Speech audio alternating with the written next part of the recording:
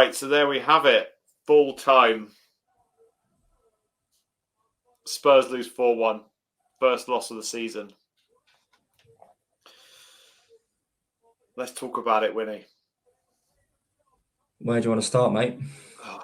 Where do we start? Well, first of all, I want to welcome everybody in from the end of the game. If you are just joining us, Spurs have lost 4-1 to Chelsea in the end. I don't even really feel up for saying a valiant effort for Spurs. I don't even really want to say, tomorrow I might, this will go out tomorrow, but, I still don't feel like I want to say a valiant effort from Spurs.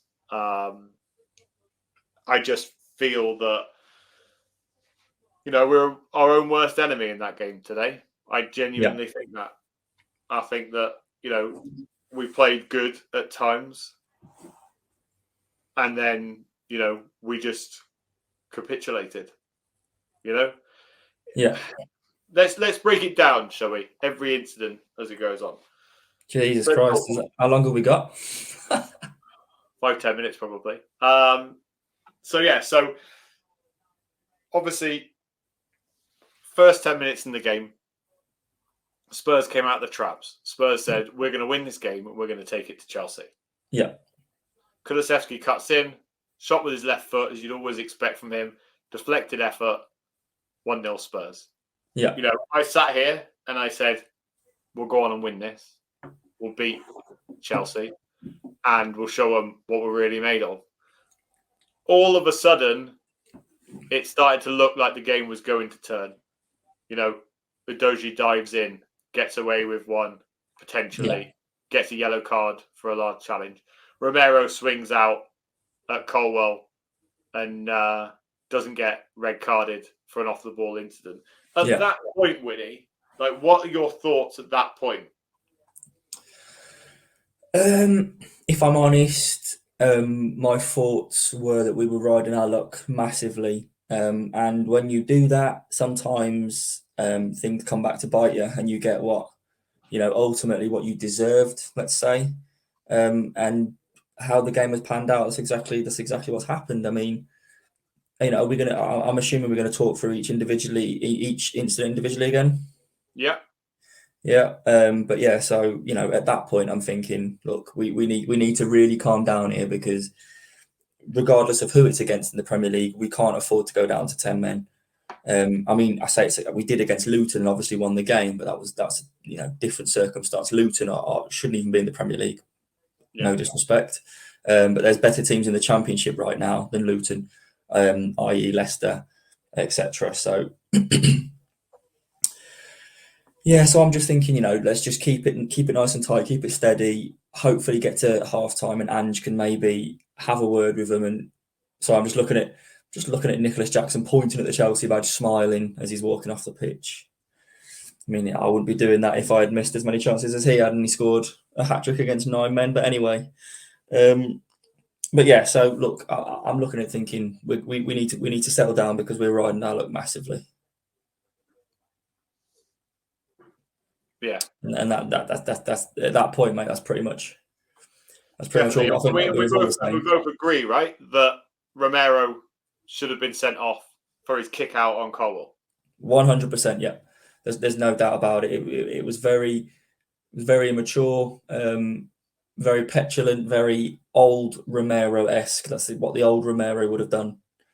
And it's what we thought he had kind of come away from with this new role for Tottenham. So, but yeah, no qualms from me. That should have 100% been a red card. Definitely, but then that doesn't get a red card. No, and a little bit later on, Chelsea score, right? So then goes to VAR. VAR check offside. Nicholas Jackson's arse is offside. Yeah. Then they check, what else can we have a look at here? There was a challenge during that. Yeah. Maybe we can look at that and make that a decision. So then they look at a Romero tackle. So let me just interject slightly. If it was that bad of a tackle, which everyone is making out it is, why was that not the first thing they checked? Exactly. Do you know what I mean? Yeah. Why did they go, okay, let's check the offside and then we'll go and check the tackle? Because if the tackle was red card worthy, surely to God they would go, right, we need to check this tackle first because that I mean, but then again, I don't know what they do because obviously they're not going to disallow the goal because he's fouled. Do you know what I mean? I don't know how it works, but what I'm trying to say is if the tackle was that bad and was red card worthy, that would have been, in my opinion, the first thing they should have checked. Yeah. The problem is, look, with VAR, and it's not just Spurs, it's every fan of every team in the Premier League has probably been on the end of this at some point now. It almost looks as though, and it's like, especially for us now, it feels as though they they had to disallow that goal because he was offside, but then it's almost as if they look further and deeper and try to find a reason or justification for the decision that they want to make. Do you know what I mean? Oh, 100%, mate. But I mean, looking at that one again, look, I always try to remain as unbiased as possible, and I just don't think that you can give a red card for a tackle that, like, look, when you make a tackle, you can't. There's a thing called momentum, I don't know if anyone knows about it. You can't just instantly stop your body. Your body has momentum. It's going to travel forward. You know what I mean? It's physics. You can't deny that. What is he supposed to do? We both agree that Romero should have been sent off before this, right? Yeah. But my point on this incident is very clear. And it is, this kind of decision is ruining the game. Yeah. This kind of decision is getting worse and worse and worse and worse. Forget about the 2020s. Forget about the 2000s. Think about, I said this earlier, about the 90s, right? Football was played fierce. It was played tough. And, if you won the ball and you went through someone, so what? You win the ball, right? If you get your leg broken because of a tackle where the other player has won the ball, I'm sorry, but that's just what happens. It's a contact sport. Christian Romero is completely different to Curtis Jones. Curtis Jones goes over the top of the ball and into the player. Romero goes through the ball into the player. 100%. As you say, it's like VAR. We're always looking. It's not just Spurs, because I'm very big on this, right? It's not just Spurs. It's every single team that this happens to, right? They always look for something. For some reason, I can't bring Kallum back in, so we'll just leave him out for a minute. But, let's look at the Arsenal game the other day against Newcastle. They tried everything they could to try and disallow that goal, and everything was inconclusive, so they couldn't. They're always looking for something to stick their nose in, and that's what's annoying me about it. We already say that Romero should have been sent off before then. Yeah. And then, they win a penalty and go 2-1 up. Yeah. But, that's not it for the first half. Because, crazy enough, Kallum, there was 12 minutes added on in the first half, thanks to injuries to both James Maddison and Mickey van der Ven. And poor guy Mickey van der Ven, because it looks like he'll be done for months now, doesn't it? With that, it looks like a pulled hamstring. That's a torn hamstring, my friend. That's completely ripped, that is. Oh, hold on. Callum's turned into a mime. Yeah, his mic's not connected for some reason. Am I on now? Here he is. Yeah. I think literally that's surgery waiting to happen with Mickey, and it's such an unfortunate one. But yeah, like Wynnie said, there's no hamstring left there. So if it was a tackle, then maybe it was okay, but he was just running and it just went. So, I mean, there's no chance of any sort of reprieve, I think, out of this. I mean, if Spurs' medical team come out and do some weird and wonderful stuff and say, oh, yeah, it was just a tweak on it, then maybe 3-4 games, but I highly doubt it. I can't believe we're only in November and we was going so well, and now we're sitting here and thinking, fuck me, what happened tonight? Yeah. Yeah, because it's not only the result, right, Wynnie? It's also those other things as well, right? So you've got Romero red card, 3-game ban. Mickey van der Ven out for months, right? Yeah. This is our centre-back partnership. Yeah. That this has happened to. And The it couldn't have happened. The centre-back partnership that has been rightfully, applauded because they have been sensational and the driving factor for us being so good this season. But what I will say, and what I would like to say is, Eric Dyer was faultless when he came on. Yeah. And we need to also recognise that, because this is a player now that's probably going to be in the starting lineup now for the next 3 months, 4 months, possibly more. We don't know, until we know the extent of Mickey van der Ven, but all we know now is it doesn't look good. But what I will say to his credit is Eric Dyer was faultless. Brilliant finish as well, so let's not forget that. But look, I'm interested to see how Spurs bounce back now. What do we do from here? I don't know what we're going to do. And I mean, it will be interesting to see. Pardon me. It'll be interesting to see what Ange makes of it all in his post-match interview. But I don't know. It's just we need to let the dust settle, because we're all still very, emotional about this. Because let's not forget, every game is emotional in some way. But this game, we've had emotion upon emotion, and it's just been a whirlwind of a game. So yeah, I think we need to just let the dust settle over the next couple of days, rethink how we're going to attack, the Wolves game, because it's not going to be an easy game. There's no easy game in the Premier League anymore. So I think we need to just go day by day now. Yeah, 100%. Sorry, mate. Just want to jump in as well. I hope that whoever does the Spurs media and all their stuff, I hope they don't release a silly statement like Arsenal and Liverpool did. Just let the result be. Don't get involved in any of this BS behind the stage. Just take this defeat and, like Wynnie said, apply it to the next game. Use it to beat Wolves and all that. I mentioned this, Kallum. Like, I believe they have to release a statement. They have to try and do something to try and get the upper hand on these officials, because otherwise it's going to keep happening over and over and over again. You watch Arsenal now. Straight after Liverpool released that statement, they had a decision go their way in the next game. You watch Arsenal in their next game, a decision will go their way. Spurs are still a team that have had 0 penalties this season because of decisions, right? Might just be that we've never had a foul, right? But my point is that unless they release a statement condemning the officials, then it's going to keep happening over and over and over again. Now, I'm not saying that it's right for them to do it, but I believe that they will do it on the basis of trying to get the upper hand, because that's what the other clubs are doing. Yeah, I see your point, mate, but I still feel that tonight was our own fault. We screwed it up big time.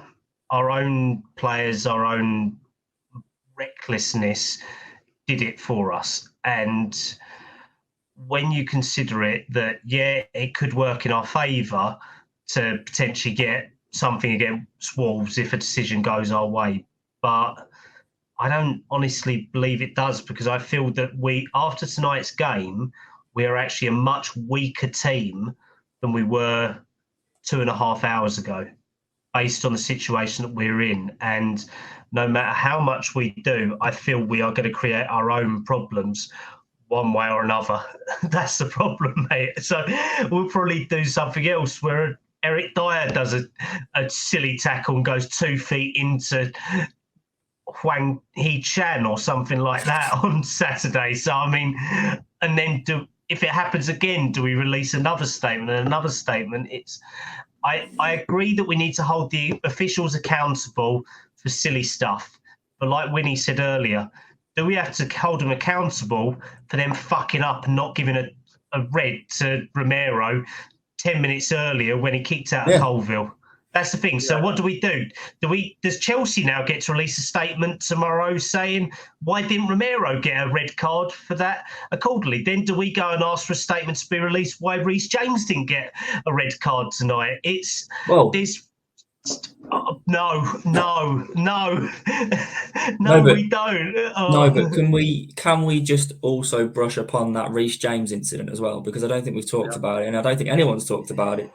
Are we just for me? If you're going on the precedent that you've set that game, with intent being brought into the equation for tackles, that looked enough intent for me to be given as a red card, and I don't see, what are your guys' opinions? Because you obviously you've both seen it. Yeah, I think I've watched it a couple of times now. I genuinely think it's probably much of nothing. I think that there is an elbow there, but at the same time, I don't think he's intentionally elbowed him, to be honest. Okay. 50-50 for me. I think there is. Well, to have your elbow up that high, there's got to be a reason for it, because Udoji's not a small man. He's over 6 foot. If you're jumping, possibly they're going to be. If you're running, why are you running with your arms that high? I mean, I don't run like this. I don't run like that, do I? No. If I do, then I must have something seriously wrong with my running style. So, yeah, realistically, I think that you do have a point there. I think the officiating in this game there was no control over it. No. But I don't think there's enough to probably pull that one up, because so many other decisions could have gone either way as well. Couple of quick talking points before we move on to the Wolves preview, which we are going to have to quickly do. Is that what happened to Udogie, right? He's on a yellow card from that first incident, and he is lazy, he's clumsy, the ball's nowhere near him, nowhere near Raheem Sterling, and he lunges in and with 10 men and gets a red card. And, rightfully so, Ange Postecoglou did not even look at him when he walked down the tunnel. Just quickly on that one, Wynnie, there's no arguments for that, right? No, yeah, he doesn't need to make that second tackle. Luckily for us, it was 3-on-2. Chelsea had a quick counter attack, one of their many. But on this occasion, the ball was played behind Raheem Sterling, so he didn't need to make that tackle, because if he'd have just held him up and jockeyed him, then he could have won the ball quite easily, and he wasn't going to beat him for pace either. So it was a very, very silly tackle. But look, I'm sure he will learn from it, and I'm sure Big Ange will be in there now. Him and Romero will probably pull him to one side tomorrow, because I have no doubt that they'll be having a nice big debrief tomorrow. And I'm sure they'll be pulled aside by Ange individually and say, look, you need to get your head together, because hopefully he goes to the, more Romero than Udogie, but hopefully he pulls them both to one side and says, look, we lost that game because of you two. So, pull yourselves together, get your act together, and don't ever think about doing it again. But maybe Ange isn't that type of manager. We don't know, do we? And Kallum, lastly, Spurs held their own with 9 men. They resiliently had the highest line that I've ever seen Spurs have in a long time, and it didn't work out for them in the end. But just want to touch on Eric Dyer's volley into the top corner that actually didn't count in the end. That could have got us at 2-2. Do you think that showed a little bit of resilience from Spurs, or and what's your take on the high line? I think that Dyer's finish he should be proud of. It was one that probably Kane would have been proud of to score if he was still here. I think Dyer actually had a good game coming on for a good portion of it. And I thought that Spurs actually used the last probably 10 minutes before the goals, using the free kicks to their advantage, trying to make something happen, which was positive. But to play a high line when you've got some very fast players in Mudryk, Jackson, Sterling, I think that was a poor decision. And I don't know who was making that decision, but it's not something I would have done. But it's why I'm not a football manager. It's why I play my games on a computer instead of in real life, mate, because it doesn't matter what I think. What they've done is they've done it, and we've been caught out for it. Simple as that. But Højbjerg and Dyer playing as utility centre backs in their bit, they actually did well until the last 10 minutes. So, what can you say? Mate. What can you say? Yeah, no, I fully understand. I think what I just quickly want to say, I admire the fact that Ange, didn't want to move away from his usual tactics, and I suppose it worked for for quite a long portion of the game. However, I believe that high line has possibly cost us there. I don't know. We don't know how the game would have played out otherwise, but I don't know. I just think it might be. For me, it's probably a little bit naive because we're down to 9 men. We need to, in my opinion, I don't know. We need to sit back and probably just try and soak up a little bit of pressure. But we didn't deviate from our usual tactics, and I don't know. I just think it may have cost us a little bit, but I mean, ultimately, I think the red cards probably cost us more than that. But yeah, no, I agree. Right, now we move on to Wolves versus Tottenham, which is going to be the early kickoff on Saturday. So there's a quick turnaround, boys. For the next game, and we've done this before. We played Monday night, then we played Friday night, and we won. Annoyingly, this time we've got no Christian Romero, no Mickey van der Ven, and potentially no James Maddison. Now, I believe and no Udogie either, no Udogie either. So I believe that Maddison, if he doesn't play, Bentancur probably will come in that role. I believe, and that's like for like in a certain sense. Yeah. Who is in your back four for the game against Wolves, Wynnie?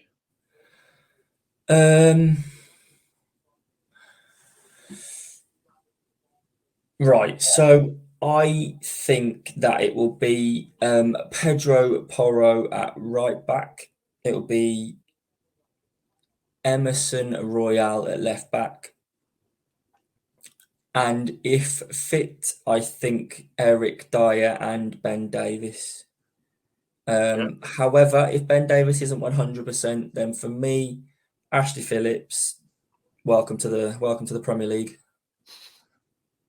Amazing. And Kallum, is there any young starlets in the under-21s you want to see come through for this Wolves game? Right, so we're going to go Charlie Sayers at left back, Alfie Dorrington and Ashley Phillips at centre back, and Dante Casanova at right back. Because after tonight, Pedro Porro can fuck off. I thought he had a good game. Nah, mate, he got... How many times was he on his arse? How many times did he get skinned on that left-hand side? It was ridiculous. No, in all seriousness, mate, I would probably say that, like Wynnie, I'd probably go with Davis, Dyer, Phillips, Porro, or Emerson if Davis isn't fit. It's going to be the bench options that you're going to have to then look at for your centre-backs because we ain't got that many unless you do go to the 21s. Yeah. So maybe Dorrington comes in. Yeah, I think it's going to be Porro, Phillips, Dyer, Emerson, to be honest. Do you reckon he chucks Phillips in? I think so. I think either with Phillips or Dorrington. I genuinely think that. I think that I don't know how fit Ben Davis is. What I will say is I think Ange is the type of person to throw Phillips in. And from what I'm led to believe, Phillips trains with, or he had been at one point training with the first team. And I believe Dorrington also the same. So, if they're training with the first team and they're not being sent straight back to the under-21s, and they're obviously, to a certain standard to be able to fill in when needed. So, I don't know. The Sky Sports are currently debating about our high line, so I bet that's interesting. I mean, so I think Phillips. You freeze that high line if it finishes 2-1, or we get an equaliser. When it's 4-1, it then gets dissected, right? Yeah, of course. No, but more importantly, let's just move straight into it. I want score predictions, baby. I want some score predictions for this. Cool. So- See you later. Good night. Just so to keep us all up to date, the scores from the Chelsea game, none of us got any points for that. So the table remains completely unchanged. Kallum so far down, he's actually out of it. But Kallum, Harry, Dave on 8, Wynnie on 11, and me on 14. Do you know what? I'm going to make it fair for everyone because I don't want people thinking that, I let everyone go first. I will go first. Spurs, Wolves 0, Spurs 2. What did you say? Sorry. Wolves 0, Spurs 2. Mental. You are mental. Kallum, I'm coming to you next. 1-0 Spurs. You're mental. Bear with me, I'm writing these down. Wynnie, 12-0 Wolves. No. No, I'm not that bad. 2-0 Wolves. Wow. And then we'll ask the others, both Harry and Dave. I'll text them in a minute for their score predictions. Wynnie, do you genuinely feel like what's saying to you that Wolves are going to beat us? Is because I think today. So I think we've lost 3 of our back 4, and the back 4 have been our driving force. For me, I know, and the reason why I say that is because all of our goals, they've come from all over the park. It hasn't just been our front 3 that are scoring goals. Van der Ven has scored, Romero scored. All of our back line have had a very, very big part of a lot of our goals this season. So, and we've just lost 3 of them for our next game. And we've got people coming in who I'm not going to say aren't good enough, but they're not to the standard that, we've been used to. So, in addition to that, the remaining 9 people that were left on the pitch, that has took, and that's going to have took a lot out of them players. I just don't think they're going to be able to give the same effort, the same intensity and everything again on Saturday for the early kickoff. Do you know what I mean? There's a big portion of that game where, and let's not forget, they didn't just stop playing football, Tottenham. Sonny was still running his heart out. So I think, coupled the 2 together, the 9 players that were remaining had a lot to do, and they're still going to be knackered. Although Eric Dyer was brilliant when he came on, when he's got a lot of time and he's starting a game, I just don't think that he's good enough to be a starter for us. So I just think we're gonna pay the price. Okay. I've just seen as well. There is pictures circulating out there that Mickey van der Ven has been seen in the mixed zone and the exclusion zone in the stadium on crutches and in a boot as well, and potentially being walked along with a paramedic, say maybe on his way to North Mid Hospital at the moment for leg scans as well, from what I'm hearing out there. So cheers, Jeff. Well, at least we'll get an answer sooner. Exactly. I reckon in the next 2 days we're probably going to be looking at something coming out from the medical team, from what I'm seeing at the moment. I mean, if he's getting potentially scanned tonight, then there should be no reason why tomorrow. We don't know the extent.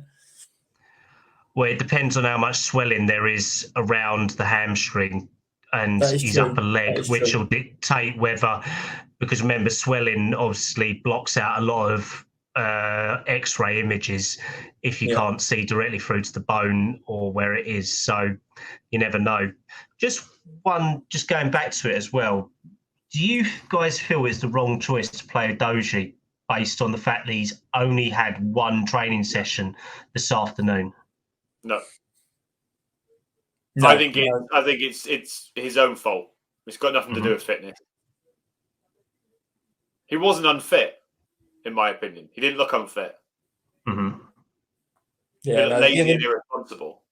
Obviously, in hindsight, yes, but hindsight's a wonderful thing. So yeah, like just echoing what Luke said, I don't think his decision making and his tackles and that were down to fatigue and down to lack of fitness. I think they were just him trying to make up and atone for some of the errors that he had made. So It's another young player just having to get out of it. I'm hoping it's him being young to get out of his system and all that. Remember, he's only 20 as well. You've got to go through them reckless times, but hopefully he He'll doesn't learn come from like it. Romero.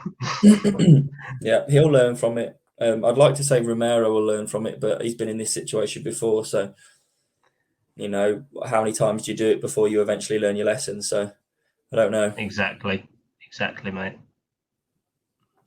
Right. Well, that wraps us up for today. So thank you for everybody for tuning into the show. Wynnie, thanks again. How can everyone find you? Wynnie. You what? Sorry. And what have you got coming up? Well, mate, I don't have anything coming up other than me and you potentially starting the little FIFA series that we're gonna try that out and see how it works, and if it works, as we hope, as we expect, then we can get something with a channel going. Obviously keep your eyes peeled for that. But in the meantime, Wynnie1991 on Twitter, and the admin for the Park Lane Pod Twitter. And look, all we can do now is let's just keep our fingers crossed that some of the injuries that we have incurred today aren't as serious as we expect them to be. And, we'll do it all again on Saturday, early afternoon. Exactly. Kallum, thanks again, buddy. How can everyone find you? At Kallum Stubbs 97 on Twitter, mate, as always.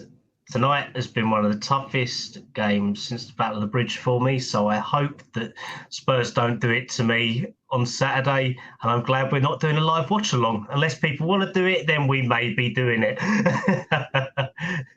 And you can find me at Luke_Park Lane.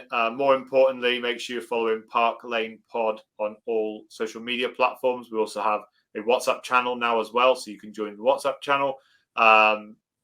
TikTok, Twitter, and YouTube. It's Park Lane Pod across all platforms. But once again, thank you all very, very much for watching. Thank you for tuning in again tonight. And we'll see you all on Sunday night at 7 p.m. as we dissect the game against Wolves. It's hard to say. I don't think I've got it in me. Spurs. Come on, you Spurs. Come on, you Spurs.